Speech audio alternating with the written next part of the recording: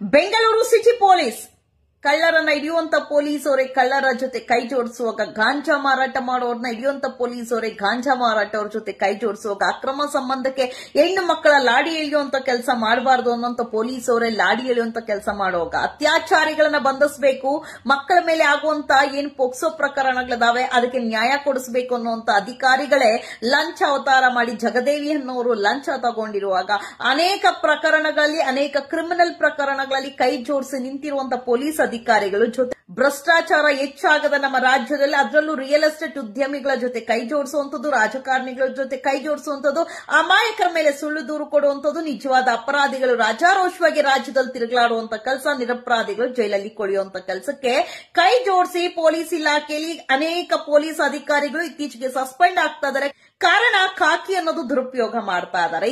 ಇತ್ತೀಚೆಗೆ ಐಜಿ ಸಹ ಹೇಳಿದ್ರು, ಸಲೀಂ ಅವರು ಯಾರೂ ಸಹ ತಮ್ಮ ಖಾಕಿನ ಅಧಿಕಾರವನ್ನ ದುರುಪಯೋಗ ಮಾಡ್ಕೊಳ್ಬಾರ್ದು, ಸಾರ್ವಜನಿಕರ ಹತ್ರ ಸಹನೆಯಿಂದ ಮಾತಾಡುವಂತ ಕೆಲಸ ಮಾಡಬೇಕು ಅಂತ ಹೇಳಿ ಸಹನೆಯಿಂದ ಮಾತಾಡುವಂತ ಕೆಲಸ ಪೊಲೀಸರು ಮಾಡ್ತಾ ಇದಾರ. ಯಾವ ಪೊಲೀಸರ ಜೊತೆ ನಿಂತು ಅವ್ರ ಬಗ್ಗೆ ಧ್ವನಿ ಹಾಗೆ ನಿಂತಿದ್ದೇವೆ, ಅದೇ ಪೊಲೀಸರ ಬಗ್ಗೆ ವಿರುದ್ಧವಾಗಿ ನಿಂತಿರೋದಕ್ಕೆ ಕಾರಣ ಪೊಲೀಸ್ ಇಲಾಖೆಯಲ್ಲಿ ನಡೀತಾ ಇರುವಂತ ಭ್ರಷ್ಟಾಚಾರ, ಪೊಲೀಸ್ ಇಲಾಖೆಯಲ್ಲಿ ನಡೀತಾ ಇರುವಂತ ಸುಳ್ಳು ಪ್ರಕರಣಗಳು. ಪೊಲೀಸ್ ಠಾಣೆಗೆ ಹೋದ್ರೆ ಅದು ರಿಯಲ್ ಎಸ್ಟೇಟ್ ವ್ಯವಹಾರ ಇದ್ದು ಹೋದ್ರೆ ಮಾತ್ರ ಸಿಗುವಂತ ನ್ಯಾಯ. ಯಾವ್ದಾದ್ರು ಅಕ್ರಮ ಸಂಬಂಧ ಮತ್ತೊಂದು ವಿಚಾರದಲ್ಲಿ ಪೊಲೀಸ್ ಠಾಣೆಗೆ ಹೋದ್ರೆ ಡೆಫಿನೆಟ್ಲಿ ನ್ಯಾಯ ಸಿಗಲ್ಲ. ಅಕಸ್ಮಾತ್ ಏನಾದ್ರು ನೀವು ಐಆರ್ ಆಫೀಸರ್ ಹತ್ರ ಹೋಗಿ ಏನಾದ್ರು ಒತ್ತಡ ಹಾಕಿ ಒಂದು ಸಲ ಎಫ್ಐಆರ್ ಆದ್ರೆ ಏನೋ ಇಲ್ಲಿಗಲ್ ಅಫೇರ್ ಇಟ್ಕೊಂಡಿರ್ತಾರೆ. ಮತ್ತೊಂದು ಪೊಲೀಸ್ ಇಲಾಖೆಗೆ ನಾನೊಂದು ಪ್ರಶ್ನೆ ಮಾಡ್ತೀನಿ. ಅಕ್ರಮ ಸಂಬಂಧಕ್ಕೆ ನಮ್ಮ ರಾಜ್ಯದಲ್ಲಿ, ಅದು ನಮ್ಮ ಜಿಲ್ಲೆಯಲ್ಲಿ ಅನೇಕ ಸಾವುಗಳು, ಅನೇಕ ಮರ್ಡರ್ ಪ್ರಕರಣಗಳು ಹೆಚ್ಚಾಗದ. ಯಾಕದನ್ನ ತಡೆಯುವಂತ ಕೆಲಸ ಮಾಡ್ತಾ ಇಲ್ಲ ಅಂದ್ರೆ ಕಾನೂನು ಅಡಿಯಲ್ಲಿದೆ.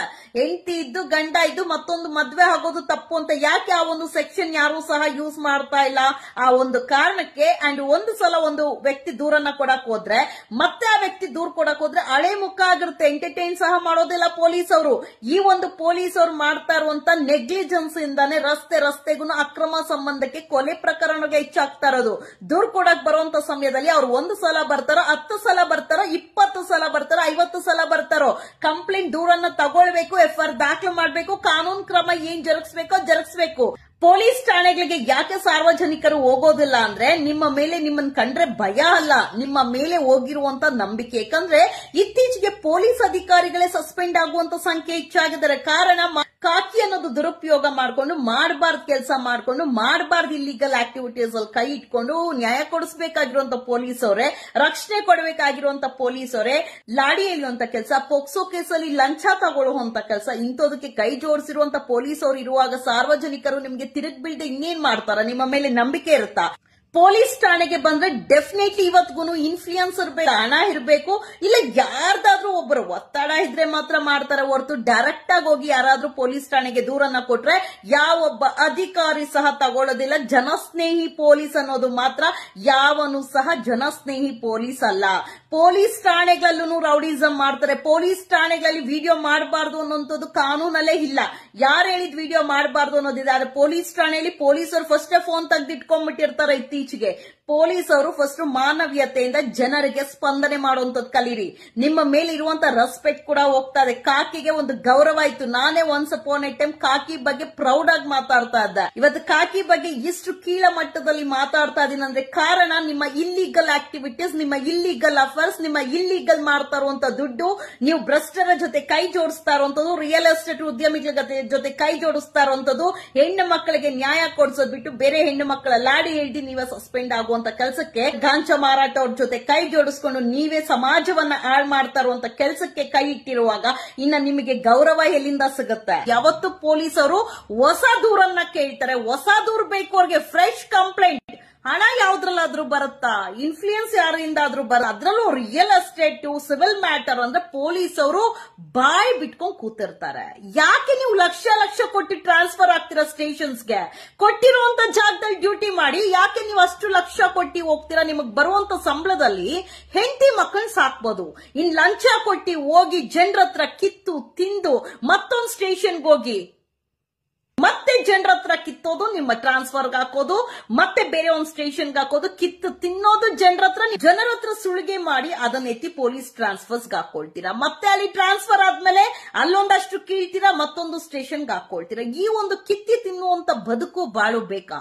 ಎಲ್ಲಿ ನಿಮ್ಗೆ ಡ್ಯೂಟಿ ಆಗ್ತಾರೆ ಅಲ್ಲೇ ಕೆಲಸ ಮಾಡ್ಬೋದಲ್ವಾ? ಅಷ್ಟು ಕೋಟಿ ಅಷ್ಟು ಲಕ್ಷ ಕೊಟ್ಟಿ ಆ ಸ್ಟೇಷನ್ ಈ ಸ್ಟೇಷನ್ ಬೇಕಂತ ಹಾಕ್ಸ್ಕೊಂಡು ಅದು ಕೆಳಗೆ ಇರುವ ಎಎಸ್ಐ ಇಂದ ಹಿಡಿದು ಮೇಲೆ ಇರುವಂತ ಹೈಯರ್ ಆಫೀಸರ್ ವರ್ಗುನು ಮಾಡ್ತಾರೋದು ಇದೇ ಕೆಲಸ. ಇಷ್ಟು ಕೋಟಿ ಒಂದೊಂದು ಸ್ಟೇಷನ್ಗೆ ಹಾಕೊಂಡು ಹೋಗುವಂತ ಕರ್ಮ ಆದ್ರೂ ಏನು? ಲಕ್ಷ ಕೋಟಿಗಳು ಕೊಟ್ಟು ಇಂಥೋ ಸ್ಟೇಷನ್ ಬೇಕು, ಇಂಥೋ ಲಿಮಿಟ್ಸ್ ಬೇಕು ಅಂತ ಹಾಕೊಂಡು ಹೋಗೋದ್ ಕಾರಣ ಹೇಳಿ ಅಲ್ಲಿರುವಂತ ಪಬ್ಸ್ ಇಂದ ಬರುತ್ತಾ ನಿಮ್ಗೆ, ಅಲ್ಲಿರುವಂತ ಹೋಟೆಲ್ಸ್ ಇಂದ ಬರುತ್ತೆ, ಅಲ್ಲಿರುವಂತ ಕಾಲೇಜಸ್ ಇಂದ ಬರುತ್ತೆ, ಅಲ್ಲಿರುವಂತ ಬಿಸ್ನೆಸ್ ಮ್ಯಾನ್ಸ್ ಇಂದ ಬರುತ್ತೆ. ಯಾಕಂದ್ರೆ ಎಲ್ಲಾರ ಹತ್ರ ಕಮಿಟ್ ಆಗಿರ್ತೀರ, ಒಳ್ಳೆ ಸಂಪಾದನೆ ಮಾಡ್ತೀರ, ಚೆನ್ನಾಗಿ ದೊಡ್ಡವ್ರ ಹತ್ರ ಸುಲಿಗೆ ಮಾಡ್ತಿಂದು ಮತ್ತೊಂದು ಸ್ಟೇಷನ್ಗೆ ಹೋಗಕ್ಕೆ ಇಲ್ಲಿ ಕೂಡಿಟ್ಕೊಳ್ತೀರ ಎಲ್ಲ ಹಣ. ಅದಕ್ಕೆ ಕಾಮನ್ ಪೀಪಲ್ ಕೊಡುವಂತ ಕಂಪ್ಲೇಂಟ್ಸ್ ಯಾಕ್ರಿ ಪ್ರಕರಣ ದಾಖಲೆ ಮಾಡ್ತೀರಾ? ಆ ರಸ್ತೆಗೂ ಇಲ್ಲಿಗಲ್ ಅಫೇರ್ಗೆ ಕೊಲೆಗಳಾಗ್ತಾ ಇದಲ್ಲ, ಕಾರಣ ಏನ್ ಗೊತ್ತಾ? ಪೊಲೀಸ್ ಇಲಾಖೆಯಲ್ಲಿ ಸೂಕ್ತವಾದಂತ ಕ್ರಮ ತಗೊಳ್ತಿರೋಂತಕ್ಕೆ ಪೊಲೀಸ್ ಠಾಣೆಗೆ ಯಾರಾದ್ರೂ ಸಾರ್ವಜನಿಕರು ನನ್ನ ಮಗಳಿಗೆ ಹಿಂಗಾಗದ, ನನ್ನ ಗಂಡ ಹಿಂಗ್ ಮಾಡೋನೆ, ನನ್ನ ಹೆಂಡತಿ ಹಿಂಗ್ ಮಾಡಿದ್ದಾರೆ ಅಂತ ಬಂದ್ರೆ ಒಂದು ಸಲ ಮಾತ್ರ ರಿಯಾಕ್ಷನ್ ಕೊಡ್ತೀರಾ. ಸೆಕೆಂಡ್ ಟೈಮ್ ಅವ್ರ ಡೆಡ್ ಬಾಡಿ ಬೀಳೋರ್ಗು ರಿಯಾಕ್ಷನ್ ಕೊಡಲ್ಲ. ಡೆಡ್ ಬಾಡಿ ಬಿತ್ತ ಏನೋ ನೀವೇ ಸಾಧನೆ ಮಾಡ್ಬಿಟ್ಟಿದೀರಾ, ನಿಮ್ಗೆ ಕಿರೀಟ ಬರ್ಬೇಕು, ಪ್ರಶಸ್ತಿ ಬರ್ಬೇಕು ಅನ್ನೋ ತರ ಇನ್ವೆಸ್ಟಿಗೇಷನ್ ಮಾಡಿ ಮೀಡಿಯಾ ಬೈಟ್ಸ್ ಕೊಟ್ಟು 24 hours ಅಲ್ಲಿ ಆರೋಪಿನ ಬಂಧನ ಮಾಡಿದ್ರಿ ಅಂತ ಹೇಳಿ ಒಂದು ಟ್ವೀಟ್ ಮಾಡ್ತೀರಾ ಅಷ್ಟೇ ಹೊರತು ಸಾಯ್ತಾ ಇರುವಂತ ಪ್ರಾಣನ ಉಳಿಸಿ ಸರ್ ಅಂತ ಹೇಳಿ ಅನೇಕ ಹೆಣ್ಮಕ್ಳು ಅನೇಕ ಪುರುಷರು ಬಂದ್ರೆ ಯಾವೊಬ್ಬ ಪೊಲೀಸ್ ಅಧಿಕಾರಿ ಯಾವ ಒಂದು ಪೊಲೀಸ್ ಠಾಣೆಯಲ್ಲೂ ಸಹ ಇಲ್ಲಿಗಲ್ ಅಫೇರ್ಸ್, ವೈಯಕ್ತಿಕ ಸಮಸ್ಯೆಗಳಿಗೆ, ಕುಟುಂಬದ ಸಮಸ್ಯೆಗಳಿಗೆ ತಲೆ ಹಾಕುವಂತ ವ್ಯಕ್ತಿಗಳೇ ಇಲ್ಲ. ಅದೇ ಅಲ್ಲಿ ದುಡ್ಡು ಬರುತ್ತೆ, ಆಸ್ತಿ ವ್ಯವಹಾರ, ಸಿವಿಲ್ ಮ್ಯಾಟರ್ಸ್, ರಿಯಲ್ ಎಸ್ಟೇಟ್ ಅಂದ್ರೆ ಮಾತ್ರ ಪೊಲೀಸ್ ಇಲಾಖೆಯಲ್ಲಿ ತಲೆ ಹಾಕುವಂತ ಕೆಲಸ ಪೊಲೀಸ್ ಅಧಿಕಾರಿಗಳು ಮಾಡ್ತಾರೆ. ಇದು ಬದಲಾವಣೆ ಆಗ್ಬೇಕು. ಇತ್ತೀಚೆಗೆ ಅಂತೂ ಪೊಲೀಸ್ ಅವ್ರನ್ನ ಚೀತು ಅಂತ ಉಗಿಯುವಂತ ಕೆಲಸ ಮಾಡ್ತಾ ಇದಾರೆ. ಯಾಕೆ? ಸಾಮಾನ್ಯ ಜನರು ಕ್ರೈಮ್ ಮಾಡಿದ್ರೆ, ಕಳ್ತನ ಮಾಡಿದ್ರೆ, ಆಕ್ಸಿಡೆಂಟ್ ಮಾಡಿದ್ರೆ ಎಡೆ ಮುರಿ ಕಟ್ಟಿ 3rd degree ಟ್ರೀಟ್ಮೆಂಟ್ ಕೊಟ್ಟು ಬಂಧನ ಮಾಡಿ ಅದನ್ನ ನಿಮ್ ಪೊಲೀಸ್ ಗ್ರೂಪ್ ಅಲ್ಲಿ ಹಾಕಿ ಅರೆಸ್ಟ್ ಮಾಡಿ ಕಳಿಸ್ತೀರಾ. ಯಾಕೆ? ಪೊಲೀಸ್ ಅಧಿಕಾರಿಗಳು, ಕಾಟ್ಕಿ ತೊಟ್ಟ ಪೊಲೀಸ್ ಅಧಿಕಾರಿಗಳು ಮಾಡ್ತಾ ಇರುವಂತ ಕ್ರಿಮಿನಲ್ ಆಕ್ಟಿವಿಟೀಸ್ ಅವ್ರ ಮೇಲೆ ಯಾಕೆ ಎಫ್ಐಆರ್ ಆಗ್ತಾ ಇಲ್ಲ? ಅವ್ರನ್ನ ಯಾಕೆ ಬಂಧಿಸುವಂತ ಕೆಲಸ ಮಾಡ್ತಾ ಇಲ್ಲ? ಬರೀ ಸಸ್ಪೆಂಡ್ ಮಾಡಿ ಕಳ್ಸೋದು ಅಷ್ಟೇನಾ? ಕಾನೂನು ಅನ್ನೋದು ಪೊಲೀಸ್ ಅಧಿಕಾರಿಗೂ ಒಂದೇ, ವಕೀಲನಿಗೂ ಒಂದೇ, ಅದು ಡಾಕ್ಟರ್ಗೂ ಒಂದೇ, ಎಂತವ್ರಿಗೂ ಒಂದೇ. ಯಾಕ ಕಾನೂನ್ನ ಇತ್ತೀಚೆಗೆ ನಡೀತಾ ಇರುವಂತ ಪೊಲೀಸ್ ಅಧಿಕಾರಿಗಳು ಮಾಡ್ತಾ ಇರುವಂತ ಕ್ರಿಮಿನಲ್ ಆಕ್ಟಿವಿಟೀಸ್ ಅಲ್ಲಿ ಇರುವಂತ ಪೊಲೀಸ್ ಅಧಿಕಾರಿಗಳ ಮೇಲೆ ಯಾಕ ಪ್ರಕರಣ